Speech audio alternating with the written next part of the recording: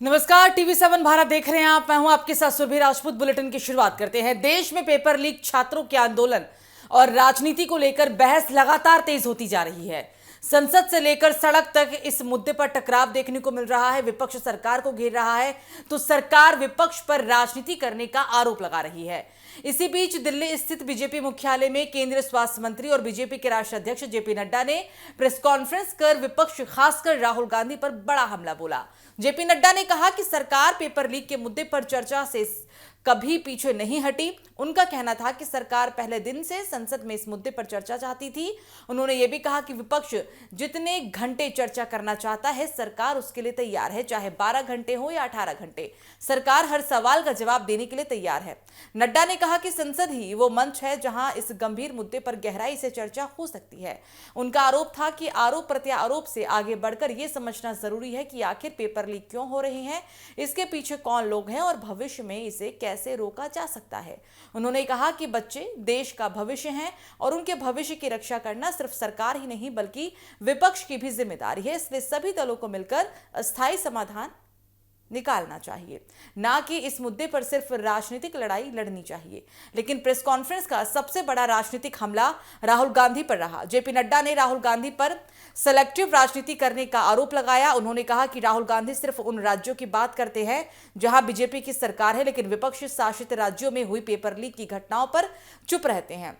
अपने आरोप को मजबूत करने के लिए नड्डा ने कई राज्यों का जिक्र किया। उन्होंने जम्मू कश्मीर, हिमाचल प्रदेश, झारखंड, तेलंगाना, तमिलनाडु, पश्चिम बंगाल, पंजाब, केरल और कर्नाटक में कथित पेपर लीक की घटनाओं का हवाला देते हुए कहा कि इन राज्यों में भी गंभीर मामले सामने आए, लेकिन राहुल गांधी ने उन पर कभी उसी तरह सवाल नहीं उठाए। नड्डा ने कहा कि अगर छात्रों के भविष्य की इतनी ही चिंता है तो हर राज्य में हुई गड़बड़ियों पर एक जैसी आवाज उठनी चाहिए। उनका आरोप था कि विपक्ष छात्रों की समस्याओं का समाधान नहीं चाहता बल्कि उनके मुद्दे का राजनीतिक फायदा उठाना चाहता है। यानी बीजेपी का साफ संदेश है कि विपक्ष छात्रों के दर्द को राजनीतिक हथियार बना रहा है, जबकि सरकार समाधान की बात कर रही है। प्रेस कॉन्फ्रेंस के दौरान नड्डा से सोनम वांगचुक को लेकर भी सवाल पूछा गया। उन्होंने बताया कि वे उनकी तबियत का हाल जानने के लिए अस्पताल गए थे। उन्होंने वांगचुक से अनशन खत्म करने और बातचीत के जरिए समाधान निकालने की अपील की। नड्डा ने कहा कि सरकार बातचीत के लिए हमेशा से तैयार है। उन्होंने ये भी कहा कि सोनम वांगचुक ने उन्हें एक खुला पत्र लिखा है जिसका जवाब सरकार देगी और उसके बाद बातचीत की प्रक्रिया आगे बढ़ाई जाएगी। इसके अलावा नड्डा से सीजेपी प्रतिनिधिमंडल को लेकर भी सवाल पूछा गया। उन्होंने कहा कि उनकी कोई औपचारिक मुलाकात नहीं हुई। हालांकि उन्होंने ये जरूर कहा कि प्रतिनिधियों ने अपनी मांगे लिखित रूप से दे दी है और सरकार उन पर विचार भी करेगी। कई बातों का जिक्र जेपी नड्डा की तरफ से किया गया और साथ में ये भी उन्होंने खुले तौर पर कहा कि विपक्ष सिर्फ और सिर्फ अब राजनीति करने का काम कर रहा है। खुले तौर पर उन्होंने राहुल गांधी का नाम लिया और कहा कि जिन राज्यों में बीजेपी में की जहां सरकार नहीं है, उन राज्यों में जब अगर पेपर लीक हुए तो विपक्ष उन राज्यों का जिक्र क्यों नहीं करता, सिर्फ उन्हीं राज्यों का जिक्र क्यों करता है जहां पर बीजेपी की सरकार है। ये नहीं है कि हमारी सरकारें, आपकी सरकारें, तुम्हारी सरकारें, इस तरीके से हम इन चीजों को विभाजित करें। ये गंभीर मसला है और जैसा मैंने आपके सामने कुछ नाम गिनाए, ये बड़ी लंबी लिस्ट है जिसमें यूपीए की सरकारें इन्वॉल्व हैं जहां पेपर लीक हुआ है। लेकिन हम आरोप प्रत्यारोप से बाहर निकल करके हमें इस पर चर्चा करनी चाहिए और चर्चा करने का जो सबसे अच्छा माध्यम है वो है सदन, वो है पार्लियामेंट। और हम चर्चा के लिए तैयार हैं। गहन चर्चा हो, गहन चर्चा के माध्यम से इसकी बारीकियों में हम जाएं। What are the factors which are leading to for paper leak, who are the people involve and how the central government has responded.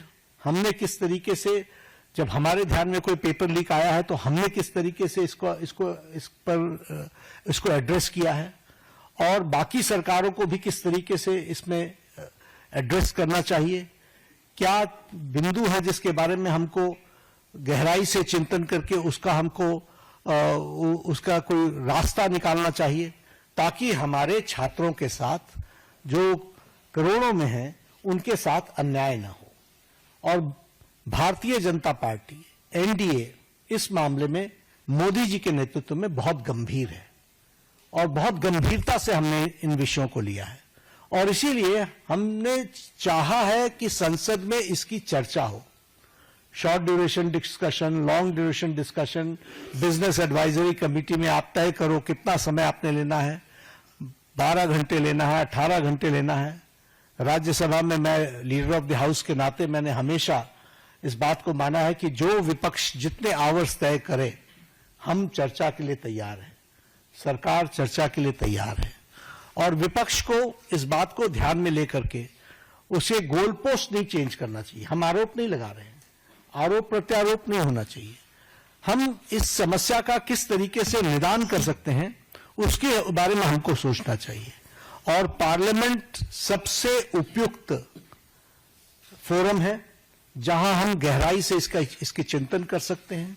Duration विपक्ष तय करे और उसमें हर एक एस्पेक्ट्स के बारे में चर्चा हो और हम कोई ठोस नीति लेकर के आए, क्योंकि बच्चे कोई हमारे हैं, आपके हैं, वो देश के भविष्य हैं और देश के भविष्य की चिंता करना हमारी जिम्मेवारी है और हमारी जिम्मेवारी में सरकार के साथ साथ विपक्ष की जिम्मेवारी भी है।